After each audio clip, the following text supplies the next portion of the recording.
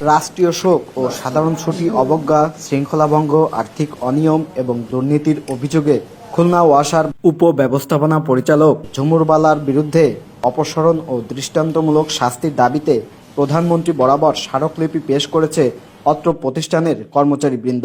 সকালে ডিসি অফিসে স্থানীয় সরকার ও উপপরিচালক মোহাম্মদ আরিফুল ইসলাম বরাবর ১০৭ জন কর্মচারী স্বাক্ষরিত এই স্মারকলিপি প্রদান করেন তারা। এ সময় সংক্ষিপ্ত আকারে তাদের অভিযোগ তুলে ধরেন তারা। ওই দিনে আমাদের ডিএমডি স্যার উনি জানিয়ে শুনে ওখানে ওই দিন অফিস করেন এবং ওই দিন আমরা যতটুকু জানি যে মিডিয়ার ভাইরা তাকে ওই দিন তাকে ওই অবস্থায় অনেক প্রশ্ন করেন যে ওই দিন ওখানে ভূমিপুর সহমিষ্টি বিতরণ করা হয়েছে। এর কারণে ওই এলাকার লোক যারা বিল করেন বা সাধারণ জনগণ সাংবাদিকদের সাথে থেকে প্রতিরোধ করেন এবং অফিস ছাড়তে বাধ্য হন।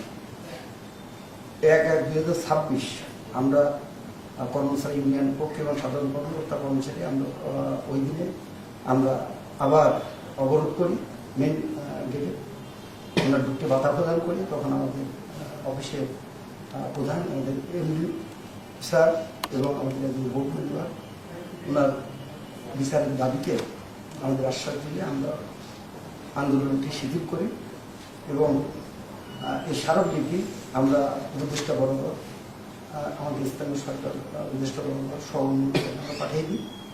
তাতে কোনো ফল না হয় আমরা আবার প্রধানমন্ত্রীর বরাবর আমাদের এই স্মারকলিপি দেওয়ার সিদ্ধান্ত গ্রহণ করি এবং প্রায় ১০৭ জন কর্মচারীর স্মারকলিপিটি আজকে ডিসি স্যারের মাধ্যমে আমরা প্রধানমন্ত্রী বরাবর আমরা পাঠানোর জন্য আপনার আমরা আসছি। ঠিক আছে পেপার কাটিং